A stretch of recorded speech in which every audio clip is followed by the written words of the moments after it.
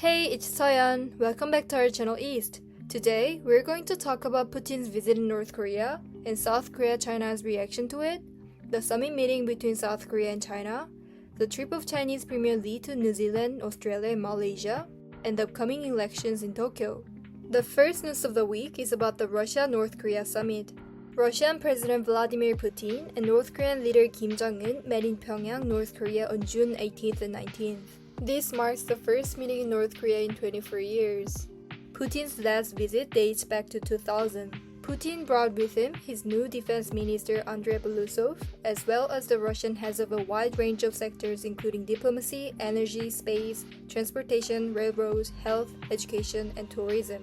At the North Korea-Russia summit held in Russia last September, Russia promised to help with North Korea's fledgling space program, showing a sign of possibilities for military cooperation with Pyongyang. Since that visit, the two sides have rapidly expanded military ties, with evidence showing that North Korea supplied Russia with ballistic missiles and artillery shells used in the Ukraine war. This time, Putin and Kim Jong-un signed a comprehensive strategic partnership, upgrading their bilateral ties to a new level. The treaty includes mutual defense assistance, economic cooperation, and regional development, as well as cooperation in science, technology, education, tourism, and public health. The provision that has received the most attention is Article 4, which is about mutual defense assistance.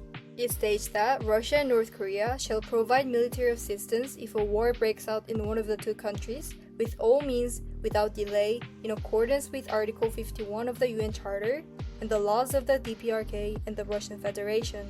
Let's take a closer look on this provision. It has been controversial whether Article 4 means automatic military intervention. This type of provision was part of the 1961 Defense Pact between North Korea and the Soviet Union, which ended after the Soviet Union collapsed. The 1961 treaty stipulated that the two countries should immediately extend military and other assistance with all the means at its disposal. The 2024 treaty is different. It includes two buffers or legal boundaries, with the use of the phrase "in accordance with Article 51 of the UN Charter and the laws of the DPRK and the Russian Federation." The two countries might attempt to show their willingness to only use their right of self-defense as outlined in international law, in contrast with the automatic intervention provisions set in the 1961 treaty. Another interesting element is the different stance that the two leaders have on the treaty. On the one hand, Putin said the treaty provides for mutual assistance in the event of aggression against one of the two countries. On the other, Kim declared that the bilateral relationship has been upgraded to the level of alliance. The possibility of North Korea and Russia exchanging arms also raised a hot debate surrounding the treaty, and experts believe that Putin and Kim Jong-un likely discussed arms deals during the meeting. Kim also expressed full support for Russia's war in Ukraine, while Putin invited Kim to Moscow to hold the next summit. Finally, the meeting between Putin and Kim Jong-un raises concerns internationally. Their agreement to enhance cooperation seems to rather facilitate illicit trade, such as the transfer of military reconnaissance satellites and nuclear-powered submarine technology from Russia to North Korea. Conversely, North Korea will be able to enhance its support and supply weapons for Russia's military operations in Ukraine. For the second news of the week, I'll be covering South Korea and China's reaction to the new treaty between North Korea and Russia. The South Korean President's National Security Council raised its concern and expressed regret over Russia's publicly stating military technical cooperation in direct violation of UN Security Council resolutions. It stated that South Korea will reconsider its previous policy of not providing weapons to Ukraine and will determine the level of arms assistance based on Russian actions. In response to this, Putin warned South Korea that it would be a big mistake if they provide weapons to Ukraine. The Korean Ministry of Foreign Affairs summoned Russian Ambassador Georgy Zinoviev on June 21st to protest the deal between North Korea and Russia. In particular, the South Korean government responded to the treaty's Article 4, which might bring back the rule for automatic military help. The relationship between North Korea and Russia has not changed much, but their military cooperation could be perceived as a threat to South Korea. Because of this, South Korea and the United States might respond by strengthening their defenses. This could lead to more military tensions and an arms race on the Korean peninsula. On June 19th, China took a favorable stance on the exchanges between North Korea and Russia. However, the Chinese government has refrained from commenting before and after the summit. This can be interpreted as a sign of China's unease with the military cooperation between the two countries. The talks between Putin and Kim weakened China's influence over North Korea, its long-standing ally and trading partner. Closer ties between Russia and North Korea and the potential transfer of technology from Russia to North Korea could help Kim Jong-un's regime achieve technological independence from China. In the long run, North Korea may not have to follow China's lead, which could have a major impact on China's strategy in East Asia. The implication of cooperation between North Korea and Russia are likely to extend far beyond the Korean peninsula and reshape the global security landscape. We'll keep you posted on further developments in the weeks ahead. The third news of the week is about the bilateral meeting between South Korea and China. A day before the Kim-Putin summit on June 18th, Seoul and Beijing held a vice ministerial level foreign policy dialogue and a director general level security dialogue in Seoul. This was the first 2+2 vice ministerial diplomatic and security dialogue between China and South Korea since 2015. The talks were the result of promises made by South Korean President Yoon Suk-yeol and Chinese Premier Li Chang on the sidelines of the trilateral China-Japan-South Korea Leaders Summit held in May. Chinese Vice Foreign Minister Sun Wei-dong and Deputy Director Zhang Baojin met with South Korean First Vice Foreign Minister Kim Hong-kyun and Defense Ministry International Policy Officer Lee Seung-bum. The dialogue covered a range of topics, including bilateral relations, Korean Peninsula issues, the war in Ukraine and the Middle East, US-China relations, and cross-strait relations. On one side, South Korea expressed its deep concern over the strengthening military cooperation between North Korea and Russia, and urged China to promote peace and stability amid rising tensions across the Korean peninsula. Korea also expressed concern about the forced repatriation of North Korean defectors, and asked for the Chinese government's cooperation in ensuring that defectors are not forcibly repatriated. In response, China stated that its position remained unchanged and that it considered defectors to be illegal workers, not refugees. On the other side, China replied that it would continue to cooperate in improving the situation on the Korean peninsula in its own way. It hopes that South Korea will respect China's fundamental interests and understand its concerns, particularly with regard to Taiwan. Ultimately, the 2+2 Korea-China diplomatic security dialogue aims to boost relations between Korea and China. At a time when cooperation between Russia and North Korea is intensifying, the concurrent Korea-China foreign policy dialogue may be more than a coincidence, as China may want to signal that its priority is to engage on security issues with South Korea rather than North Korea. It is probably also a sign of China's concern about collaboration between Russia and North Korea. The fourth news of the week is about China's Premier Li Chang's trip to New Zealand, Australia, and Malaysia. The Premier of the State Council of the People's Republic of China, commonly called the Premier of China, is the head of government of China and leader of the State Council. The Premier is the second highest ranking person in China's political system, under the General Secretary of the Chinese Communist Party, namely Xi Jinping. On Thursday, June 13th, Premier Li Chang arrived in New Zealand to strengthen traditional friendship, promote cooperation, and foster joint development. This official visit was the first leg of his three-country tour from June 13th to 20th. The visit to New Zealand, the first by a Chinese premier since 2017, aims to strengthen bilateral ties in trade, investment, tourism, science, and technology. Mr. Li stressed that cooperation between China and New Zealand serves as a model of mutual benefit despite different social systems and histories. China is willing to maintain friendly ties with Western countries if they seek pragmatic cooperation and retain their strategic autonomy.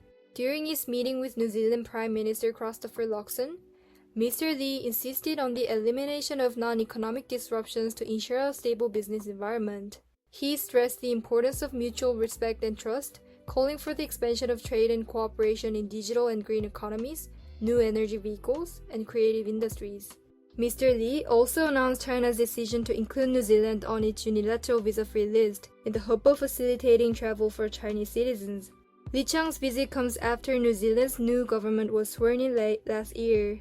Li Chang then visited Australia on Monday, June 17th, to stabilize relations damaged by previous Australian government and ongoing geopolitical tensions.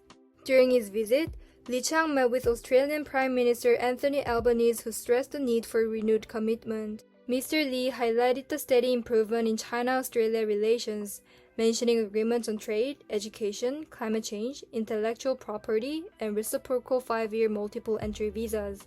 He also promised 2 new pandas to the Adelaide Zoo.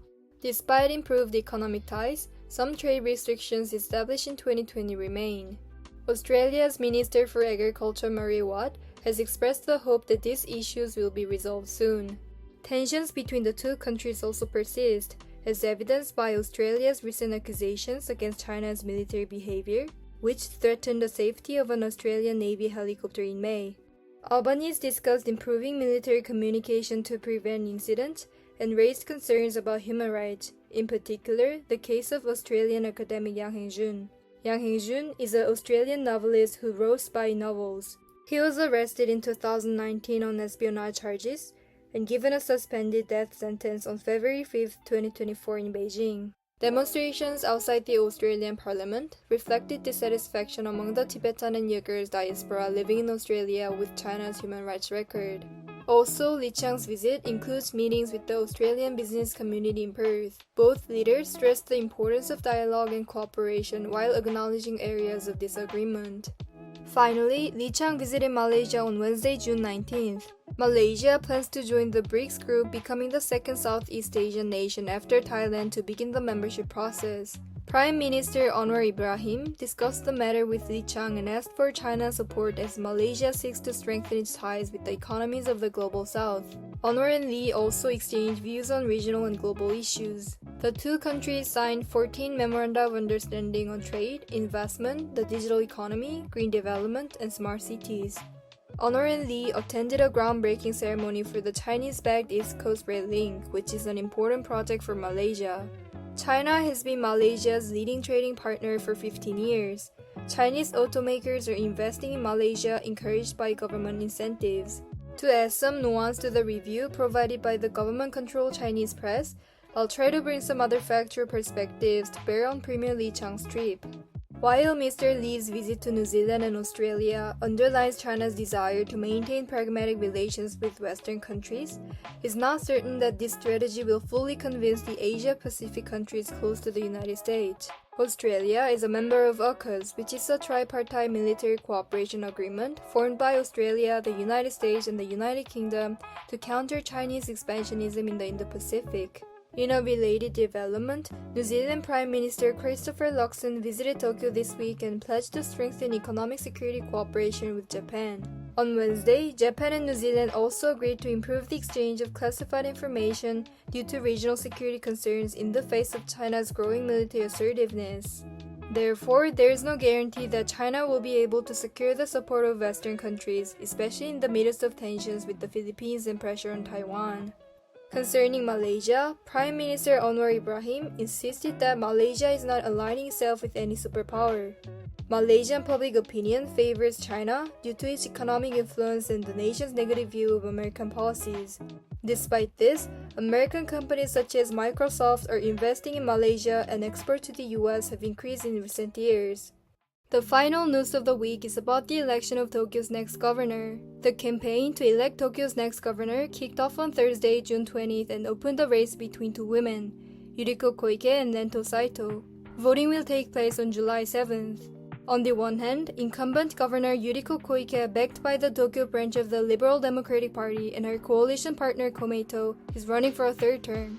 On the other hand, Reno Saito is backed by the Constitutional Democratic Party and other opposition groups. The election in the capital is particularly important in Japanese politics, as Tokyo is home to 11% of Japan's population. The winner will become governor for 4 years, overseeing Japan's largest municipal budget of around 8,500 billion yen for 2024.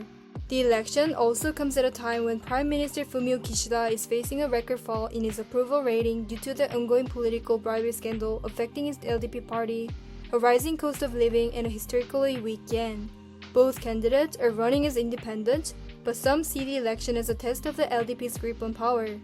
After declaring her candidacy, Reno promised in May to reset Tokyo politics and oppose Prime Minister Fumio Kishida's Liberal Democratic Party. On June 14th, she added that the political fund scandal was her main motivation for running. On the same day, Yuriko Koike told the media that she was very encouraged by the LDP's support, although she has decided not to seek official backing from any political party for her campaign. The Conservative Party has led Japan's parliament for most of the post-World War II period, but the growing distrust of the government has contributed to significant losses in recent months.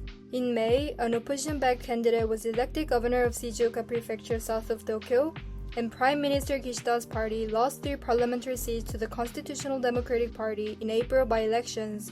Renho promises to provide more reskilling support for those looking to change careers and to improve the accessibility of the same-sex partnership system in Tokyo.